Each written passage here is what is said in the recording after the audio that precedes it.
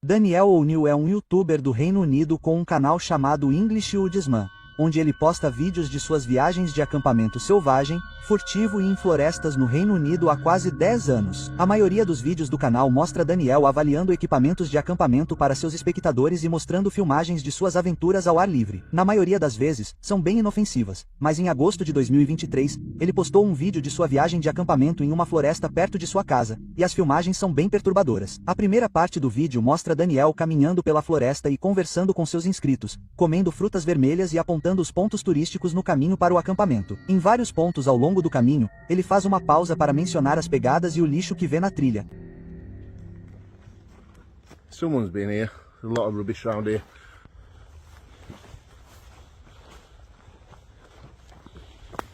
Yeah, look at the state of this. Does get used, doesn't it? Após cerca de 20 minutos de caminhada, ele se senta em uma clareira onde planeja montar acampamento para passar a noite e se recosta em uma árvore para comer seu macarrão enquanto fala para a câmera. Só depois de 25 minutos de vídeo é que as coisas começam a ficar seriamente perturbadoras para Daniel. I'm gonna be out Friday night, but I'm going away Saturday, so I've got a bit of a drive as well, so I didn't want to be tired, and it's going to throw it down Friday night as well, and rain camping is really good.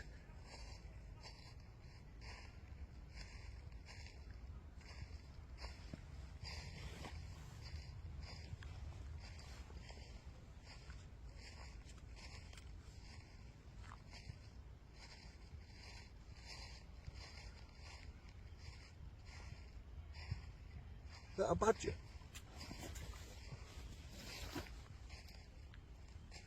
Hello?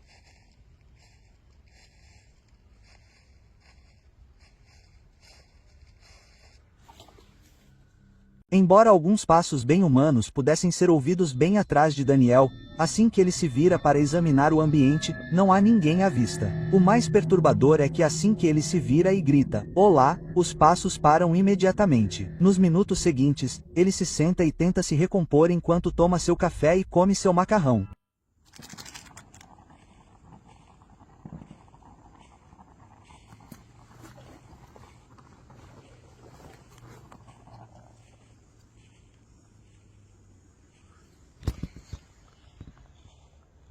There's that noise again now.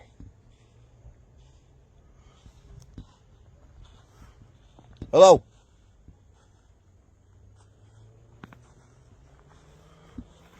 Hello?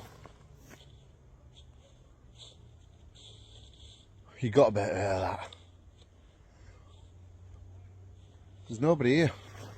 Cerca de 40 minutos após o início do vídeo, os sons de passos podem ser ouvidos novamente, e dessa vez, parece que eles estão se aproximando de Daniel. A essa altura, a maioria das pessoas já teria saído correndo dali sem hesitar, mas Daniel decide se sentar para terminar seu jantar enquanto tenta acalmar seus nervos pela segunda vez. Surpreendentemente, alguns minutos depois, parece que ele quase esquece completamente dos passos e consegue pensar em coisas menos perturbadoras, o que é honestamente bem impressionante. Mas quando a escuridão se instala, os passos assustadores começam. Novamente. I'm going to be honest.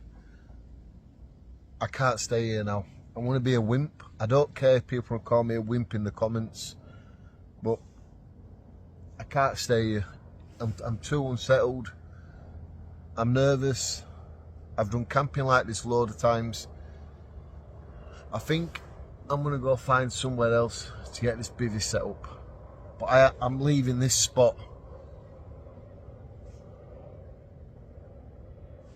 É compreensível que, após esse terceiro incidente, Daniel decida ir para outro lugar para passar a noite, para não correr riscos. É difícil saber o que exatamente estava fazendo aqueles sons, mas, como soavam muito semelhantes a passos humanos, é possível que Daniel estivesse sendo perseguido por alguém na floresta. Isso é obviamente muito perigoso, pois nunca se pode confiar nas intenções de alguém quando se está em uma posição tão vulnerável, sozinho, em território desconhecido. Era isso ou um animal andando na grama? Mas, como Daniel mencionou que a grama estava um pouco molhada e não faria aquele som seco se um animal pisasse nela, isso é bem improvável. Além disso, muitas pessoas nos comentários mencionaram que nenhum animal anda de forma tão uniforme e firme. Eles param, andam e mudam de ritmo constantemente. De qualquer forma, foi bom que ele tenha decidido ir embora, porque quem sabe o que poderia ter acontecido com Daniel naquela noite.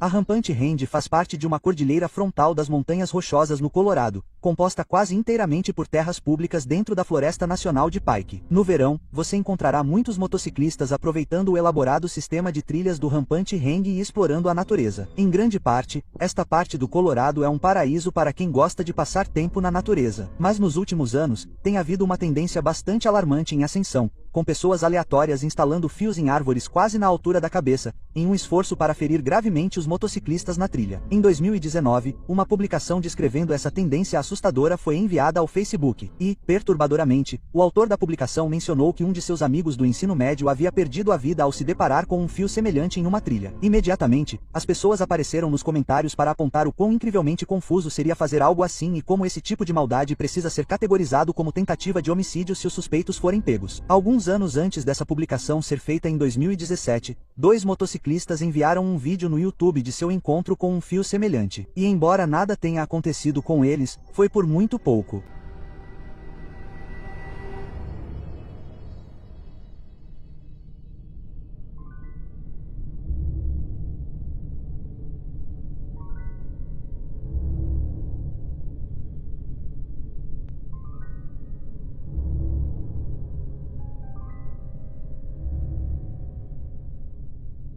Quando esses fios são instalados fora da trilha, pode ser difícil dizer se eles foram colocados ali por maldade ou se um campista ou fazendeiro aleatório os colocou ali para pendurar roupas ou algo semelhante. Mas em casos como esses, em que os fios são colocados especificamente na trilha, há realmente apenas uma razão para as pessoas fazerem isso: causar danos sérios aos motociclistas por algum motivo. Possivelmente eles estejam incomodados com o som alto e constante das motos perto de suas propriedades ou algo assim. Mas espero que mais medidas possam ser tomadas no futuro para evitar que mais pessoas se machuquem, especialmente porque não é incomum ouvir sobre motociclistas e motociclistas de neve perdendo suas vidas por esse tipo de coisa.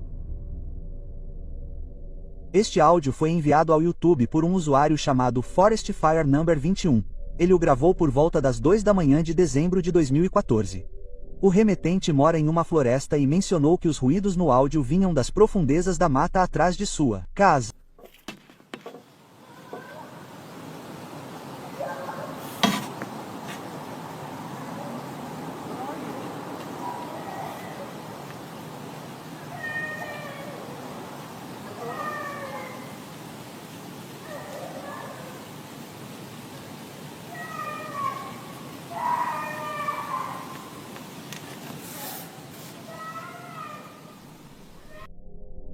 É difícil entender o que a criança está gritando, mas depois de ouvir com atenção, vários usuários apareceram nos comentários para dizer que também é possível ouvir uma voz adulta gritando: "Cadê você?" Além da voz feminina jovem fazer a maior parte do barulho, essa voz masculina mais baixa e sutil que também pode ser ouvida no áudio só torna todo o incidente muito mais perturbador. Perto do final do vídeo, o responsável pelo upload menciona que depois daquela noite, ele checou o noticiário todos os dias para ver se conseguia encontrar alguma explicação para os gritos, mas nunca encontrou. O fato de os gritos terem sido capturados por volta das 2 horas da manhã, em um clima extremamente frio e no meio da floresta, indica que o responsável pelo upload pode ter realmente gravado algo bem sinistro acontecendo naquela noite. É difícil dizer porque o responsável pelo upload gravou e enviou o áudio em vez de chamar a polícia imediatamente após ouvir uma voz feminina em tão óbvia aflição. Mas, a essa altura, não há muito o que fazer a respeito. E quem sabe, talvez o responsável pelo upload tenha chamado a polícia. Não havia muito contexto na descrição do vídeo. Só podemos esperar que qualquer problema que tenha acontecido naquela noite tenha sido resolvido, mas com base na estridência dos gritos e na estranheza de toda a situação,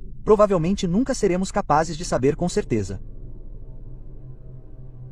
Lisa é uma life coach e youtuber que frequentemente posta vídeos de como é morar em sua van e viajar pelo país sozinha. Uma tarde em 2022, Lisa estacionou sua van no acostamento da estrada e deixou a porta lateral aberta enquanto preparava o jantar lá dentro. Quando, de repente, um cara de aparência estranha se aproximou dela, enfiou a cabeça para dentro da van sem sua permissão e começou a fazer perguntas bem bizarras em francês, uma língua que Lisa não fala. Quando ela mencionou que não entendia o que ele estava dizendo, ele puxou um aplicativo tradutor para tentar se comunicar com ela, o que obviamente a deixou bem desconfortável, especialmente porque ela não estava interessada em falar com ele depois que ele invadiu seu espaço pessoal. Depois de ver o cara se esforçando para usar o Google Tradutor por alguns minutos, Lisa decidiu que já estava cansada e fechou a porta lateral na cara dele, fechando também a cortina para ter certeza de que o cara entendeu a dica. Estranhamente, por mais de meia hora, o cara ficou do lado de fora na chuva e mexeu no aplicativo do tradutor para tentar se comunicar com Lisa, mesmo depois que ela deixou mais do que óbvio que não queria nada com ele.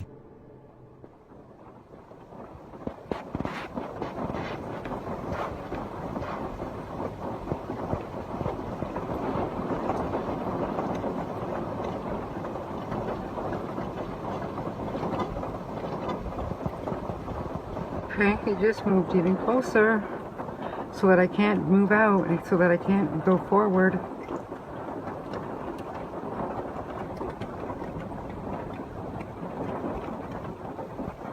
Please leave. Please leave, you sketchy person. Please leave.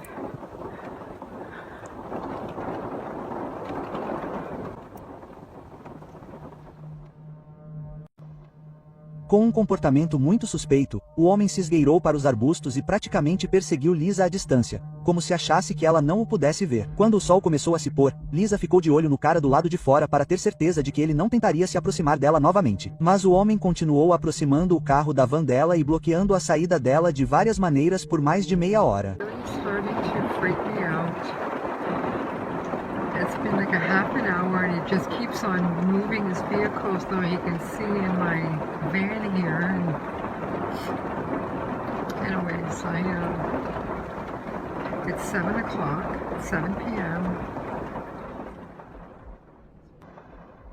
Felizmente, assim que anoiteceu, uma família em um trailer parou bem atrás de Lisa e passou a noite no mesmo estacionamento que ela, o que a confortou o suficiente para ficar lá a noite toda. Perturbadoramente, o cara foi embora logo depois que a outra família chegou, mas voltou cerca de 3 horas depois, no meio da noite, para verificar se Lisa ainda estava lá. Quando viu que a outra família no trailer também estava no estacionamento, ele foi embora e não voltou mais. Na manhã seguinte, Lisa foi embora cedo e nunca mais viu o cara. É difícil dizer quais eram as intenções exatas do cara, mas com base em seu comportamento duvidoso e questionável, não poderia ter sido nada bom. A única coisa que podemos ter certeza é que foi uma sorte a outra família no trailer ter chegado ao estacionamento naquele momento. Caso contrário, quem sabe o que o homem teria feito com Lisa. Em maio de 2014, um usuário do Imager postou um blog falando sobre a vez em que foi visitar um amigo no norte da Alemanha. De acordo com o responsável pelo upload, o amigo contou a ele sobre esses canos que ele havia encontrado na floresta perto de sua casa, que se projetavam do chão como periscópios. Aparentemente, seu amigo e seus irmãos brincavam perto dos canos quando crianças e sabiam que havia bunkers escondidos abaixo deles, mas seus pais nunca permitiram que eles se aproximassem por medo de sua segurança. Durante a visita narrada no blog, o responsável pelo upload e seu amigo decidiram verificar os canos e finalmente descer até os bunkers que nunca tiveram permissão para explorar quando eram mais novos, e encontraram algumas coisas bem perturbadoras. A algumas centenas de metros de distância das árvores, eles encontraram a entrada do bunker coberta com um pedaço de madeira solto que eles removeram facilmente com um pé de cabra. Uma vez lá dentro, tudo o que conseguiam ver eram esses corredores longos, aparentemente intermináveis, parecidos com os de um hospital, que se estendiam por milhares de metros sob a floresta. À medida que se aventura vão mais e mais no labirinto de túneis, encontraram pichações em algumas paredes, indicando que não eram as primeiras pessoas a ter a ideia de explorar os bunkers subterrâneos. Para o horror dos exploradores, uma das paredes no fundo dos túneis tinha a palavra socorro em alemão pichada por toda parte. É possível que tenha sido pichada ali por outro grupo de adolescentes tentando ser engraçados. Mas a natureza assustadora do bunker, juntamente com o estado geral de desordem, realmente faz você se perguntar se algo mais sinistro aconteceu lá embaixo em algum momento, possivelmente até escrito por soldados alemães nas últimas partes da Segunda Guerra Mundial. À medida que se aprofundavam no bunker, encontraram mais pichações perturbadoras com uma das mensagens mais assustadoras dizendo: "Olá, Satanás, eu te amo." Obviamente, esse não é o tipo de mensagem que você quer ver em um sistema de túneis como este, mas os dois amigos decidiram continuar explorando mesmo assim. Depois de várias horas no bunker, eles acabaram encontrando muitos corredores tortuosos, salas inundadas com máquinas velhas e corredores escuros e estreitos que levam a becos sem saída. Mas nada mais perturbador do que as pichações que encontraram algumas horas antes. Os exploradores conseguiram sair dali em segurança e não voltaram mais. No verão de 2016, começaram a surgir relatos de que as pessoas estavam encontrando armadilhas perigosas ao longo de uma trilha de caminhada muito conhecida na reserva do Parque High Mountain em Wayne, Nova Jersey. De acordo com os relatórios da polícia, as armadilhas consistiam principalmente de tábuas com pregos saindo delas, arame farpado, garrafas quebradas colocadas ao longo das trilhas atrás ou perto de pedras ou troncos e outros materiais perigosos. À medida que mais e mais reclamações começaram a chegar, a polícia alertou as pessoas para ficarem de olho nas armadilhas e até organizou esforços de limpeza para manter os caminhantes seguros durante as trilhas. O mais perturbador é que essas armadilhas foram claramente colocadas ali para machucar as pessoas, já que não há realmente nenhuma outra razão para colocar pregos e arame farpado no chão no meio de uma trilha tão popular. O fato de alguém ter se dado ao trabalho de sair na trilha, construir uma armadilha com tantos detalhes e colocá-la ali com a intenção de machucar outras pessoas e seus animais de estimação é honestamente bem estranho. Mas não demorou muito para que os policiais fizessem um palpite sobre quem estava por trás de tudo. Embora nunca tenham encontrado os suspeitos individuais responsáveis por colocar as armadilhas na trilha,